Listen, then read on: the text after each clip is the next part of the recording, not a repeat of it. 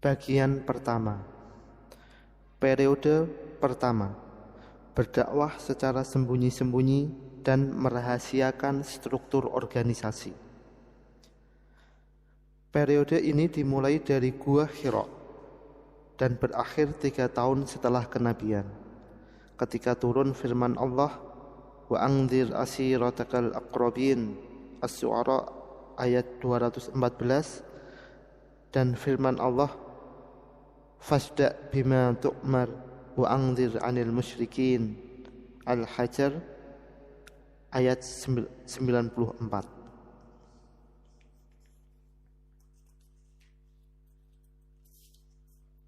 Karakteristik periode pertama.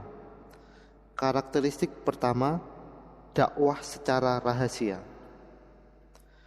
Berkata Al-Maqrizi di dalam kitabnya Imta'ul Asma, setelah Jibril datang kepada Rasulullah di Gua Hira dan membacakan kepadanya Iqra bismi rabbikal ladzi khalaq, Rasulullah sallallahu alaihi wasallam pulang ke rumah Khadijah. Beliau tinggal diam selama masa yang dikehendaki Allah tanpa memperoleh suatu pun. Wahyu terhenti. Rasulullah bersedih karenanya. Berkali-kali ia pergi ke puncak gunung karena merindukan wahyu Allah turun kepadanya seperti peristiwa yang pertama.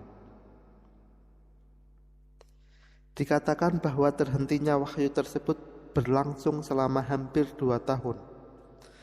Pendapat yang lain mengatakan selama 2,5 tahun. Menurut tafsir Ibnu Abbas, selama 40 hari. Menurut Al-Juzaj di dalam kitab Ma'ani Al-Quran, selama 15 hari. Menurut tafsir Muqatil, selama 3 hari. Pendapat yang terakhir ini dikuatkan oleh sebagian ulama. Muqatil berkata, mungkin inilah yang mirip dengan ikhwal Rasulullah sallallahu alaihi wasallam di sisi Rabb-Nya. Kemudian malaikat Jibril menampakkan diri kepadanya di antara langit dan bumi di atas kursi, lalu meneguhkannya dan menyampaikan kabar gembira bahwa ia adalah utusan Allah. Setelah melihat malaikat tersebut, Rasulullah sallallahu alaihi wasallam merasa takut dan pergi menemui Khadijah radhiyallahu anha. Ia berkata, selimutilah aku. Kemudian Allah menurunkan firman-Nya, ya ayyuhal mudaththir qum fa'anzir wa rabbaka fakabbir wa thiyabaka fatahhir.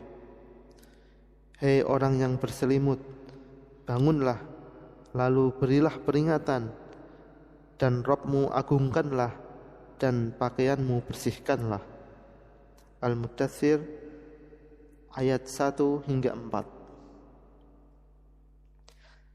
Jadi peristiwa pertama di Gua Hira adalah peristiwa kenabian dan pewahyuan.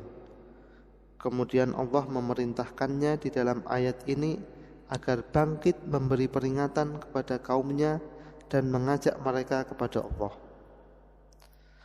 Dengan demikian, sebagian pendapat Urwah bin Zubair, Muhammad bin Shihab, dan Muhammad bin Ishaq, rentang waktu sejak kenabian dan turunnya firman Allah, fasda' bima tu'mar wa anzir 'anil musyrikin, sampai kepada turunnya firman Allah, wa anzir ashiratakal aqrabin, dan kul inni ana anzir al-mubin, adalah 3 tahun.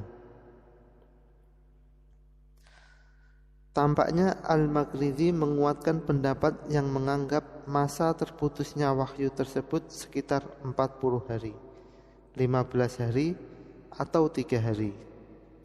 Sementara itu, dia menganggap pendapat yang mengatakan 2 tahun atau 2,5 tahun di atas tanpa landasan. Pendapat yang mengatakan 2 tahun atau 2,5 tahun ini tidak memiliki sandaran historis, Seandainya 2,5 tahun tersebut dihitung termasuk tahapan Siriyah, niscaya tahapan dakwah Siriyah tidak lebih dari 1 tahun atau 1,5 tahun. Pendapat ini sangat jauh sekali. Sebagai kesimpulan dapat dikatakan bahwa karakteristik pertama bagi fase ini ialah bahwa rentang waktu periode ini selama 3 tahun. Kendatipun kami tidak menjadikan rentang waktu ini sebagai patokan. Kami tidak berpendapat bahwa gerakan Islam harus menempuh tahapan Siriyah selama 3 tahun. Menyangkut masalah ini, tidak ada nas yang memerintahkan kita agar mengikuti secara demikian. Tetapi kami memahami bahwa berakhirnya tahapan ini, yaitu tahapan Siriyah, telah terwujudkan, sebab kaum muslimin telah memiliki basis kuat yang dapat melindungi mereka dari permusuhan. Ini bila dinilai dari sisi kualitasnya dan kaitannya dengan masyarakat Mekah pada waktu itu. Dari aspek inilah kita harus meneladani rentang waktu bukan sesuatu yang penting, tetapi yang penting adalah hasil operasional dakwah dan kemampuannya untuk menghadapi masyarakat yang ada melalui para pendukung, tokoh-tokoh, dan lembaga-lembaganya. Pemahaman ini dikuatkan oleh ayat berikut. Fasda' bima tu'maru wa a'rid 'anil musyrikin. Al-Hijr ayat 94. Maka sampaikanlah olehmu secara terang-terangan segala apa yang diperintahkan kepadamu dan berpalinglah dari orang-orang yang musyrik. Sebab langsung setelah ayat ini kita dapati firman Allah, Inna kafainakal mustahzi'in. Sesungguhnya kami memelihara kamu dari kejahatan orang-orang yang memperolok-olok kamu. Al-Hijr ayat 95. Jadi penyampaian dakwah terang-terangan dilakukan setelah adanya jaminan perlindungan Allah kepada Rasul-Nya dari gangguan orang-orang yang memperolok-olokkan. Jika hal tersebut diketahui oleh Rasulullah SAW melalui wahyu, pimpinan gerakan Islam yang terpimpinlah yang bertanggung jawab menilai tahapan ini dan kemungkinan-kemungkinan untuk beralih kepada tahapan berikutnya. Pemahaman ini tidak ada kaitannya dengan masa tertentu. Juga dikuatkan oleh adanya sebagian kaum muslimin di luar Mekah yang tetap tinggal secara Siriyah selama masa yang berbeda-beda sesuai dengan kondisi mereka di tengah-tengah kabilahnya serta kemampuan mereka untuk berdakwah dan membina kader.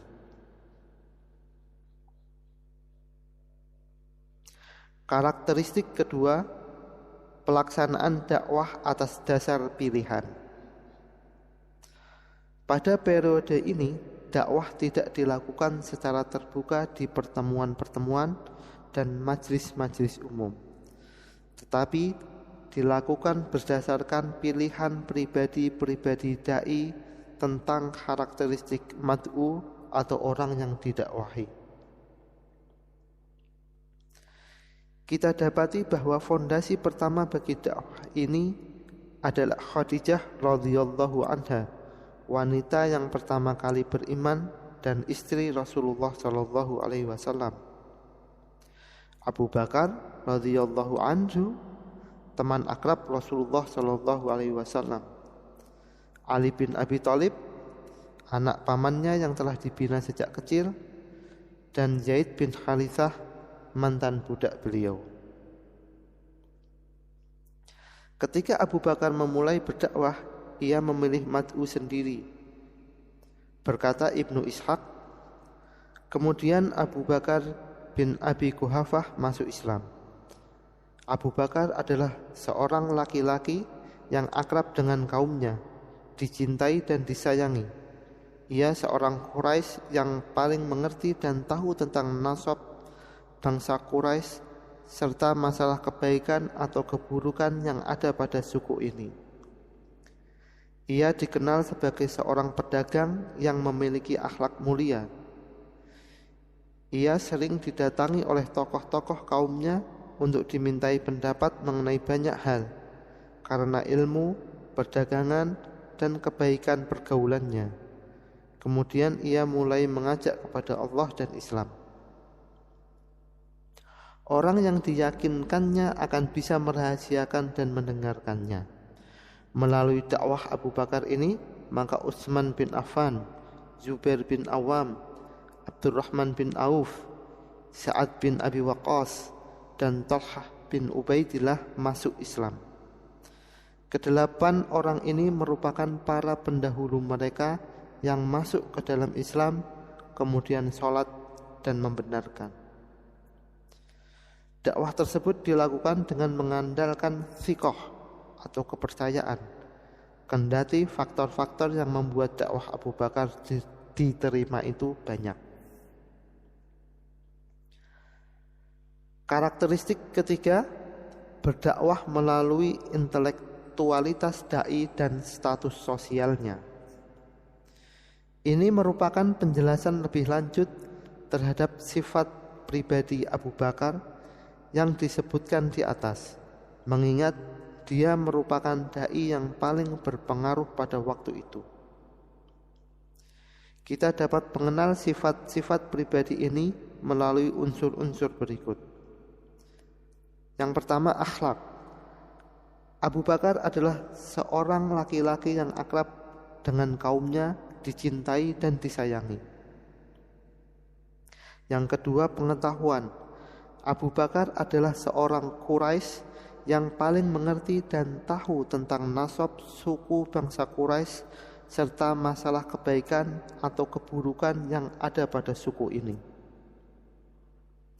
Yang ketiga, pekerjaan dan status sosial.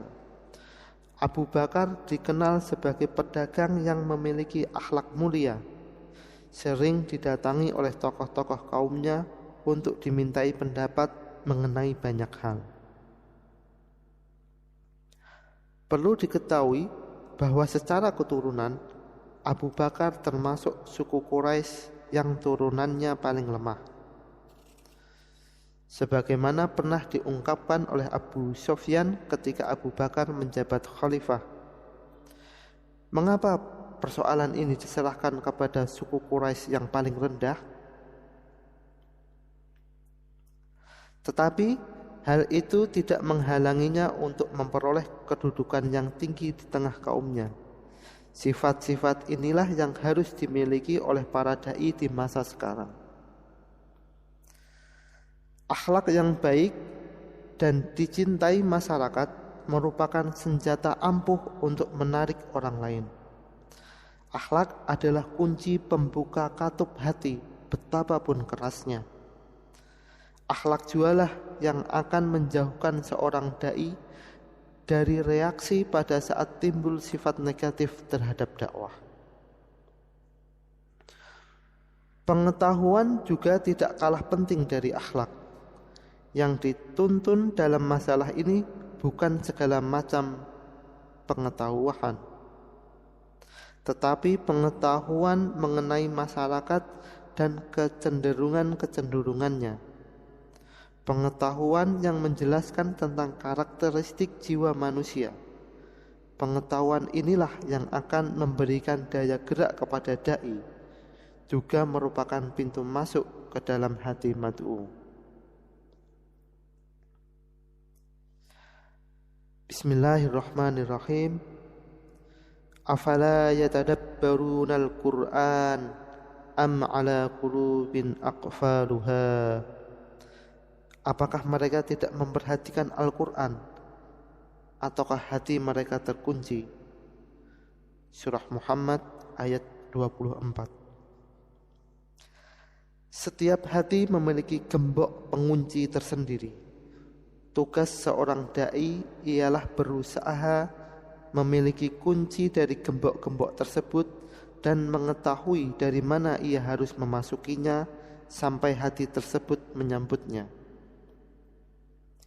Status sosial seorang dai menjadikan dia didengar di tengah masyarakatnya sehingga akan meninggikan derajatnya. Status ini akan membebaskannya dari meminta-minta dan menginginkan apa yang dimiliki orang lain. Ia juga akan memberikan prestis di tengah masyarakat yang nilai tertingginya adalah harta dan popularitas. Rasulullah Shallallahu Alaihi Wasallam telah mengarahkan kita kepada hal ini di dalam salah satu sabdanya. Izhad fit dunya yuhibbukallah wazhad bima fi aidin nasi yuhibbakan nas. Jauhilah dunia, niscaya Allah mencintaimu, dan jauhilah apa yang ada di tangan orang lain, niscaya kamu akan dicintai oleh orang-orang.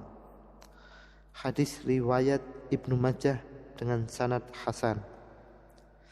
Status sosial secara alami memiliki hubungan yang erat dengan manusia yang menyebabkannya lebih berpengaruh terhadap mereka. Sebab hubungan tersebut tampak lebih wajar dan tidak dipaksakan.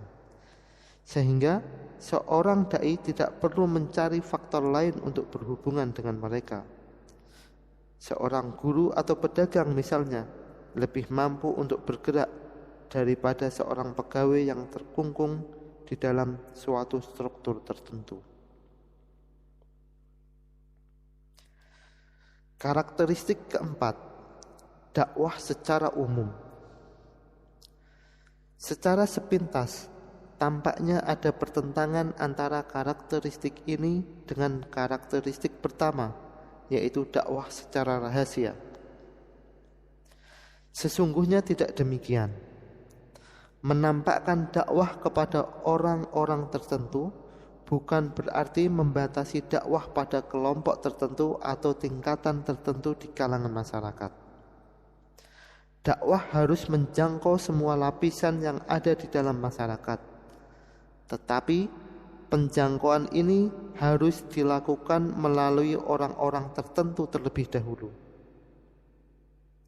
Dapat kita lihat bahwa tahapan Syriah bagi masyarakat muslim ini telah berhasil merekrut semua lapisan masyarakat pada saat itu. Orang-orang merdeka, kaum budak, lelaki, wanita, pemuda, dan orang-orang tua.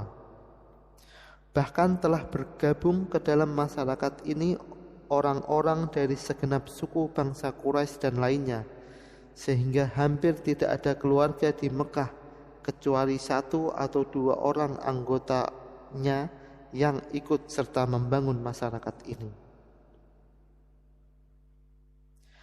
Kalau kita lihat daftar para sahabat menurut kabilah mereka yang terkenal, maka kita dapati sebagai berikut. Pertama, Bani Hashim.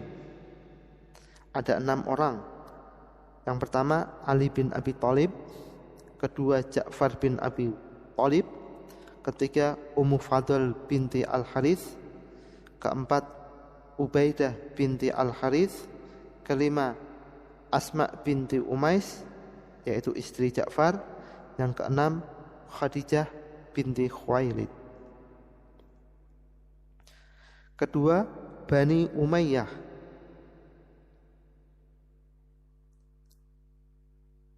Ada 7 orang,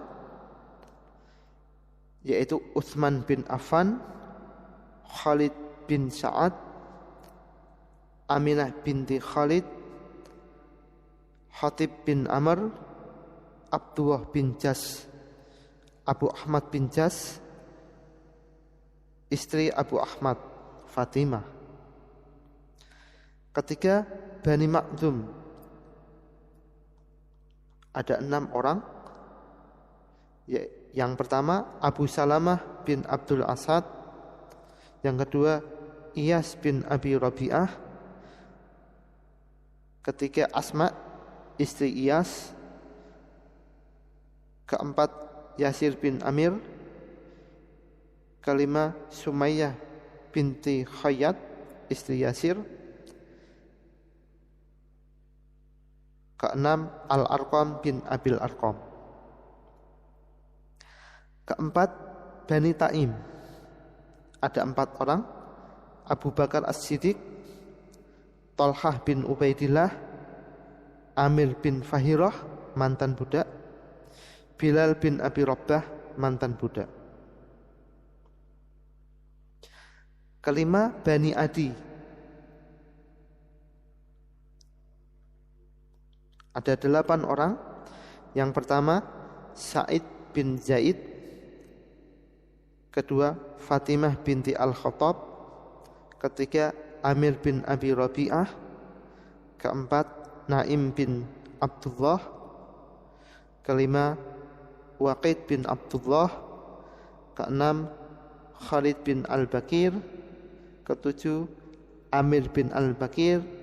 Kedelapan, Iyas bin Al-Bakir. Keenam, Bani Zuhrah. Ada 6 orang. Sa'ad bin Abi Waqqas, Abdurrahman bin Auf, Umar bin Abi Waqqas, Abdullah bin Mas'ud, Al-Muttalib bin Azhar, dan Khabab bin Al-Aras. Ketujuh, Bani Saham. Ada 2 orang, yaitu Khanis bin Hudzafah dan Hafsah binti Umar, istrinya. Kedelapan, Bani Jamah. Ada 5 orang. Yang pertama, Khatib bin Al-Harith. Yang kedua adalah istri Khatib, Fatimah. Yang ketiga, Khattab bin Al-Harith. Yang keempat, istrinya, yaitu Faqihah. Dan kelima, Sa'id bin Utsman. Kesembilan, Bani As'ad. Ada 1, yaitu Zubair bin Awam.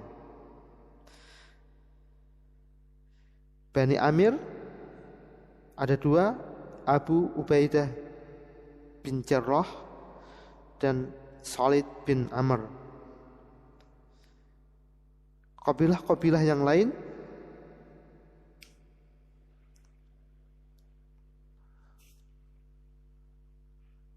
ada 9 orang. Suhaib bin Sinan, Mas'ud bin Rabi'ah, Mu'ammar bin Habib, Zaid bin Harithah, Amr bin Abasah, Utsman bin Ma'dzun, Qudamah bin Ma'dzun, Abdullah bin Ma'dzun, dan Ramlah istrinya. Demikianlah sekitar 60 sahabat generasi pertama berasal dari semua lapisan masyarakat Mekah. Karakteristik kelima, peranan wanita pada periode Syriah. Seperempat dari masyarakat Islam periode ini terdiri dari kaum wanita. Sebagian besar dari para pemuda yang sudah berkeluarga, istri-istri mereka juga masuk Islam bersamanya. Kaum wanita ini hidup di periode Syriah tanpa diketahui oleh seorang pun keislaman mereka. Kita harus memberikan perhatian kepada peranan kaum wanita dalam perjalanan dakwah ini sebagaimana mestinya, baik sebagai saudara, istri, maupun ibu yang mendampingi kaum lelaki. Bahkan sebagian riwayat menyebutkan bahwa Asma radhiyallahu anha adalah seorang prajurit periode ini.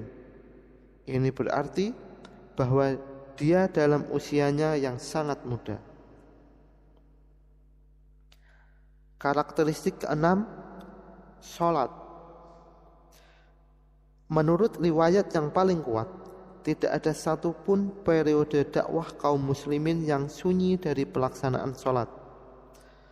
Berkata Ibnu Ishaq, sebagian ahli ilmu menceritakan kepadaku bahwa sewaktu sholat diwajibkan atas Rasulullah SAW, Jibril datang kepadanya sedang beliau berada di atas bukit Mekah. kemudian mengisyaratkan kepadanya ke arah lembah. Maka terbelahlah sebuah mata air darinya. Kemudian Jibril mengajarkan cara berwudu kepada Rasulullah sallallahu alaihi wasallam. Lalu Rasulullah ikut berwudu sebagaimana Jibril. Kemudian Jibril berdiri dan salat mengimami Rasulullah, dan Rasulullah pun mengikuti salatnya. Kemudian Jibril pergi meninggalkannya. Lalu Rasulullah datang kepada Khadijah memperagakan cara wudu untuk salat sebagaimana diperlihatkan oleh Jibril kepadanya. Maka Khadijah berwudu sebagaimana Rasulullah sallallahu alaihi wasallam. Kemudian Rasulullah mengimaminya sebagaimana Jibril telah mengimaminya. Karakteristik ketujuh, pengetahuan orang Quraisy tentang dakwah. Quraisy belum memberikan perhatian khusus terhadap dakwah ini, karena fenomena kehanifan sudah sejak lama tersebar di masyarakat Mekah, seperti yang tercermin pada Zaid bin Amr bin Naufal, Waraqah bin Naufal, dan Umayyah bin Abu Sahal.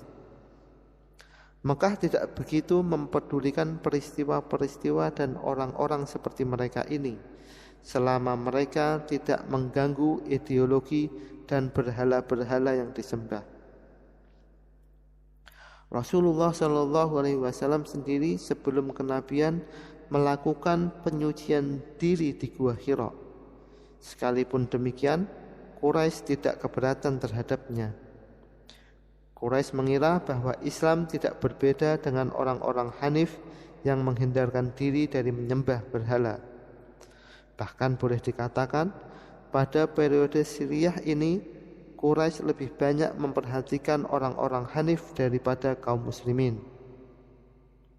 Hal ini disebabkan orang-orang Hanif itu pernah mengatakan keraguan mereka terhadap berhala-berhala kaum Quraisy dan sesembahan orang-orang Arab.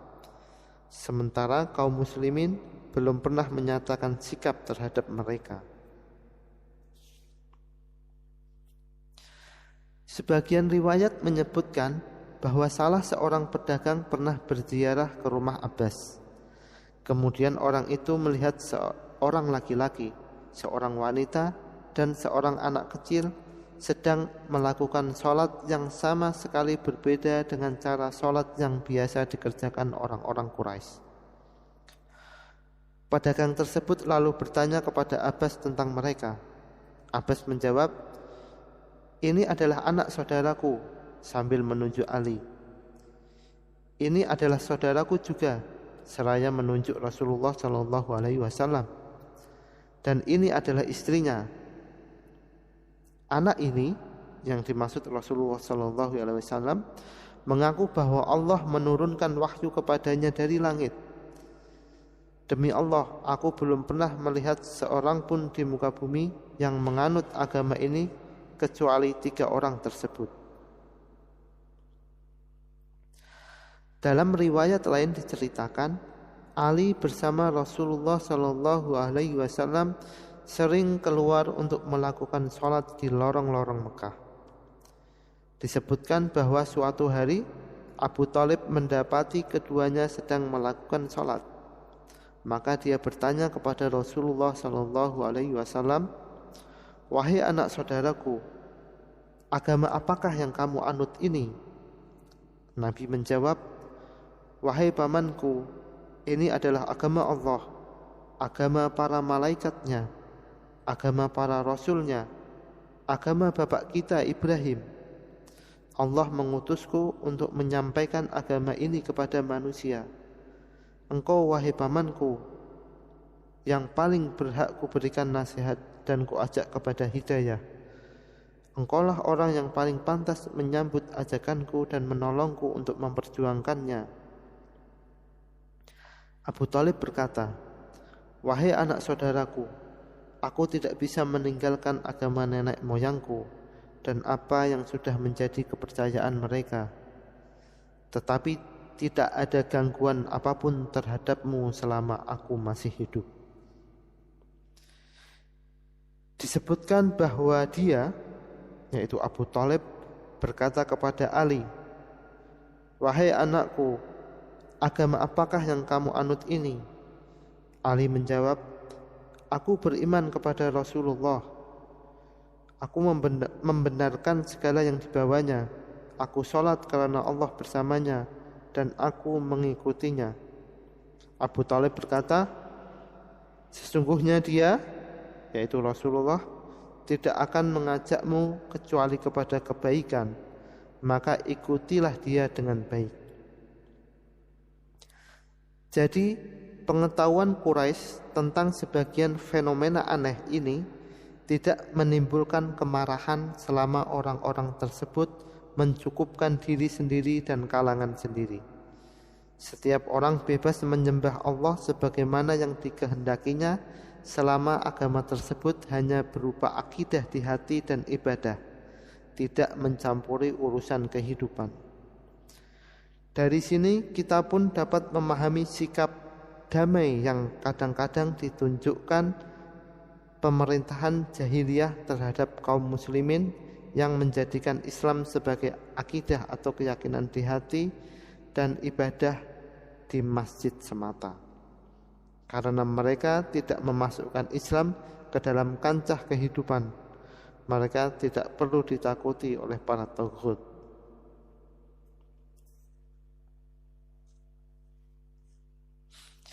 Karakteristik ke-8, hidup berdampingan antara kaum muslimin dan orang lain. Pada periode ini, kita tidak pernah mendengar adanya perbenturan antara masyarakat Islam yang sedang tumbuh dengan masyarakat jahiliyah. Karena fikrah belum diumumkan selain kepada orang yang diharapkan mau bergabung dengan masyarakat Islam yang ada. Dakwah terbuka bukan merupakan sasaran periode ini, sehingga kaum muslimin belum boleh mencampuri urusan orang lain dengan mengkritik, berkonfrontasi, atau menantang secara terang-terangan. Prinsip yang harus dianut pada periode ini ialah tidak boleh menampakkan ketidaksetujuan, kecuali bila dalam keadaan terpaksa sekali. Tanzim dan fikrah masih harus dirahasiakan sepenuhnya. Karakteristik ke-9, memfokuskan pada pembinaan akidah. Ideologi kaum kafir dan taghut telah mendominasi kehidupan manusia. Karena itu, perbaikan dan pembinaan akidah yang benar harus dilakukan secara tenang. Hanya akidah yang benar yang mampu memancarkan ibadah dan perilaku yang benar. Pada saat yang sama, akidahlah yang akan memberikan keteguhan jiwa di atas kebenaran dan pengorbanan di jalannya. Segala bentuk keraguan, ketidakpastian, nifak, dan penyimpangan dari jalan yang benar terjadi karena lemahnya akidah di dalam hati setiap muslim. Karena sesuatu hal, Islam memilih kata iman untuk menunjukkan akidah. Sebab iman menyentuh akal dan hati sekaligus, serta memadukan antara pikir dan aspek kejiwaan. Akidah bukan masalah kepuasan intelektual yang dingin, juga bukan masalah dorongan sentimental yang tidak berlandaskan kepuasan intelektual, tetapi merupakan perpaduan yang utuh antara dua aspek tersebut, sehingga sulit untuk membedakan antara keduanya.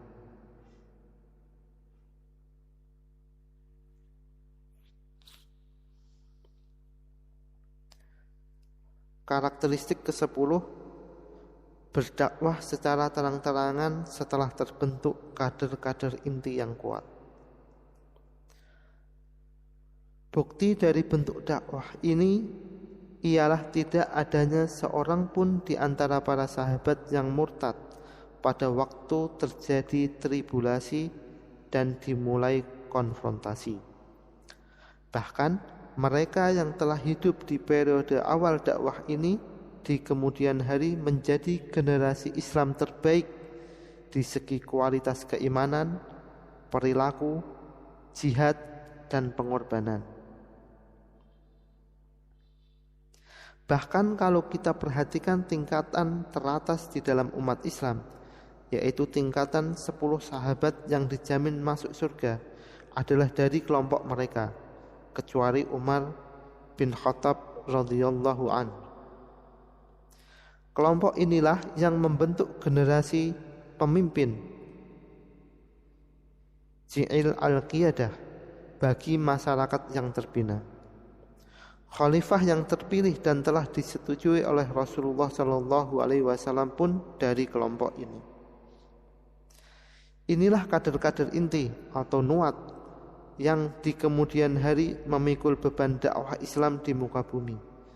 Merekalah yang telah berhasil memikul tanggung jawab melakukan konfrontasi terbesar melawan musuh-musuh Islam. 60 sahabat inilah yang tidak dapat dimusnahkan dalam tanda kutip setelah periode ini berakhir dan dimulai periode konfrontasi. Mereka telah berhak meraih ridha Allah. Salah satu bukti betapa besar cinta Rasulullah SAW kepada mereka ini ialah apa yang terjadi antara Khalid bin Walid dan Abdurrahman bin Auf ketika keduanya berselisih tentang sesuatu. Ketika perkara ini dilaporkan kepada Rasulullah SAW, maka Rasulullah bersabda kepada Khalid, "Ya Khalid, da'anka ashabi, fawallah law kana laka ukhudun dhahaban thumma anfaqtahu fi sabilillah ma adrakta ghadwata rajulin min ashabi aw yaujatihi." Wahai Khalid, jangan engkau usik para sahabatku. Demi Allah, andaikan kamu punya emas sebesar gunung Uhud, kemudian kamu infakkan di jalan Allah, hal itu belum bisa menyamai salah seorang dari sahabatku atau istrinya. Kendati Khalid bin Walid juga seorang sahabat Rasulullah SAW dan termasuk golongan sahabat yang telah masuk Islam dan berinfak sebelum Fathu Mekah, tetapi ucapan tersebut dikatakan kepadanya ketika Khalid mencela dan mengecam Abdurrahman bin Auf, salah seorang kader inti atau nuat pertama yang menjadi fondasi bangunan Islam. Kita tidak dapat melupakan tokoh-tokoh wanita seperti Khadijah radhiyallahu anha, salah seorang wanita sempurna di dunia, Asma binti Umais, Ummul Fadl binti Al-Harith, dan lainnya yang telah menjadikan teladan wanita terbaik di dalam sejarah. Akhirnya kita bertanya-tanya tentang periode ini. Mungkinkah ini akan terulang kembali dalam sejarah gerakan Islam?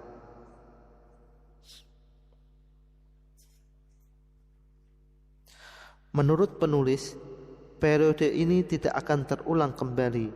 Dengan kata lain, kita tidak dapat menggambarkan gerakan Islam dalam suatu peran Siriyatut Dakwah dan Siriyatut Tanzim sekaligus.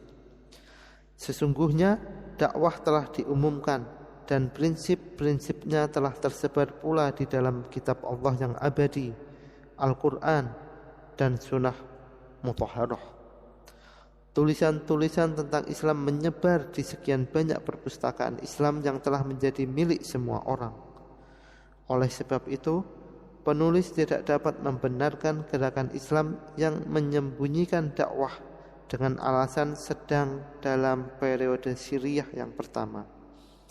Bahkan dapat dikatakan bahwa periode Siriyatut Dakwah telah berakhir untuk selamanya sampai Allah mewariskan bumi dan seisinya.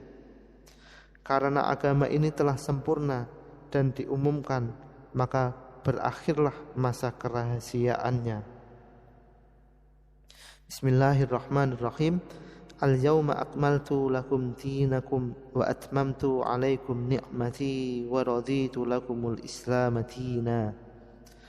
Pada hari ini telah aku sempurnakan untuk kamu agamamu dan telah kucukupkan padamu nikmatku dan telah kuridhoi Islam itu jadi agama bagimu. Al-Maidah ayat 3. Namun apabila secara umum gerakan Islam telah melampaui periode ini, maka tidak berarti bahwa adanya peran infiltrasi sebagian orang-orangnya mencerminkan periode ini. Mereka ini adalah orang-orang yang akan memainkan peran rahasia di dalam struktur lawan. Mereka tidak boleh menampakkan tanzim dan keislaman mereka. Sesungguhnya mereka ini ada di semua periode. Tetapi gambaran yang berlaku pada mereka adalah gambaran periode pertama, di mana mereka harus menjaga intima atau abiliyagi mereka yang utuh kepada masyarakat jahiliyah tempat mereka hidup. Mengenai masalah ini, kami mencatat satu hal yang sangat penting, yaitu bahwa mereka ini bukanlah yang menentukan peranan mereka sendiri. Yang menentukan peran mereka haruslah qiyadah atau pemimpin.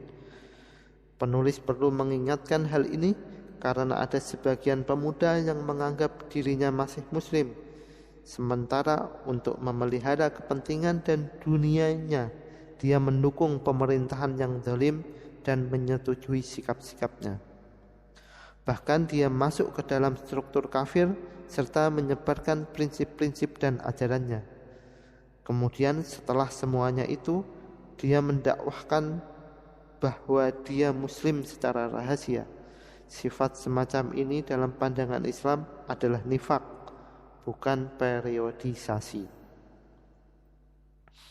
Sesungguhnya yang boleh menentukan peran ini bagi aktivis muslim atau muslimah adalah pemimpin gerakan Islam, bukan pertimbangannya sendiri. Orang-orang yang pernah memerankan peran ini menunaikannya dengan tugas dari pemimpin mereka, bukan karena seleranya sendiri. Di lain sisi, peran seperti ini sesuai gambaran terdahulu boleh dilakukan atas prakarsa pribadi tanpa tugas dari pimpinan jika sedang menghadapi penyiksaan yang keji. Seorang muslim dalam keadaan seperti itu dibolehkan untuk berpura-pura kafir, tetapi bukan karena takut penyiksaan. Perbedaan antara dua hal di atas sangat kecil, karena yang pertama memiliki landasan syar'i dari Al-Quran. Bismillahirrahmanirrahim. Illa man ukriha wa qalbuhu mutmainnum bil iman. Kecuali orang yang dipaksa kafir padahal hatinya tetap tenang dalam beriman. Surah An-Nahl ayat 106. Ayat ini diturunkan berkenaan dengan Ammar bin Yasir ketika menghadapi penyiksaan. Mereka tidak menghentikan penyiksaan kecuali setelah dia memuji Tuhan-Tuhan mereka dan mencela Muhammad. Rasulullah SAW bersabda kepadanya, jika mereka kembali menyiksamu, maka ulangilah lagi.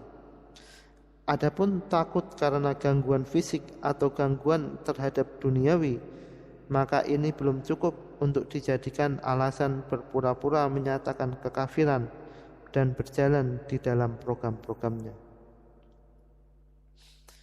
Imam Ahmad bin Hanbal tidak mau berbicara dengan Yahya bin Ma'in, salah seorang imam hadis yang terkenal, karena dia, yaitu Yahya bin Ma'in, menyetujui pemerintah dalam menyatakan kemakhlukan Al-Quran. Ketika orang-orang mengingatkan Imam Ahmad dengan peristiwa Ammar bin Yasir, Imam Ahmad menjawab mereka bahwa itu untuk orang yang telah dipaksa, bukan untuk orang yang takut dipaksa. Kendati pun kami, penulis, akan menyebutkan kembali contoh-contoh ini pada periode-periode mendatang sesuai dengan kapasitasnya dalam gerakan Islam, tetapi kami sudah menyebutkannya di sini guna menjelaskan gambaran umum bagi periode ini. Ini selanjutnya memaksa kami akan membahas masalah penting yang berkaitan dengan beberapa penjelasan mengenai periode ini. Apakah batas-batas yang dibolehkan bagi seorang aktivis muslim yang diberi tugas oleh pimpinannya untuk menyusup ke dalam barisan lawan, dalam tanda kutip menyesuaikan diri dengan komunitas jahiliyah itu agar tidak terbongkar kedoknya? Menurut penulis, Allahu a'lam, batas-batas yang dibolehkan untuk menyesuaikan diri dalam tanda kutip dengan komunitas tersebut ialah berhenti pada hal-hal yang difardukan dan diharamkan, yakni tidak dibolehkan baginya untuk meninggalkan kewajiban atau fardu atau melakukan kemaksiatan yang telah diharamkan. Secara operasional, fardu yang harus selalu dihadapinya adalah sholat, sebab fardu-fardu yang lain tidak bersifat terus-menerus dan dapat disembunyikan. Kewajiban saum misalnya akan dihadapinya pada bulan Ramadan saja. Ada pendapat di dalam sebagian gerakan Islam yang membolehkan para aktivisnya untuk menjamak antara dua sholat, zuhur, asar, maghrib dan isya. Kendatipun madhab-madhab fikih yang muktamad tidak membolehkan menjamak dua sholat tanpa alasan seperti bepergian atau hujan. Namun mereka berdalil dengan sebuah hadis sahih yang diriwayatkan oleh Muslim bahwa Rasulullah SAW pernah menjamak antara dua sholat tanpa udzur. Namun penulis tidak memahami rukhsah yang lebih besar dari apa yang biasa dilakukan beberapa pemuda muslim, yaitu menjamak semua sholat di akhir malam. Saya yakin pendapat ini tidak memiliki sandaran yang benar. Rasulullah SAW memang menjamak semua sholat pada perang Khandaq, tetapi ini karena peperangan berlangsung sejak waktu sahur sampai isya, sehingga kaum muslimin tidak dapat melakukan sholat di tengah pertempuran yang berlangsung sengit tersebut. Demikian pula tentang saum di bulan Ramadan. Seorang muslim yang bertugas di barisan lawan tidak boleh meninggalkan fardu saum ini. Mengenai keharusan menghindari hal-hal yang diharamkan, maka seorang muslim yang ditugaskan pimpinan gerakan Islam untuk melakukan tugas intelijen di barisan lawan tidak boleh misalnya meminum khamar atau berzina. Tanda kutip penyesuaian kepada orang kafir yang dibolehkan ini wallahu a'lam hanya terbatas pada ucapan atau sebagian kecaman yang disusul dengan istighfar kepada Allah jika telah dilakukannya. Melaksanakan fardu-fardu dan menjauhi larangan-larangan adalah batas antara siriyah tanzim dan dakwah periode berikutnya.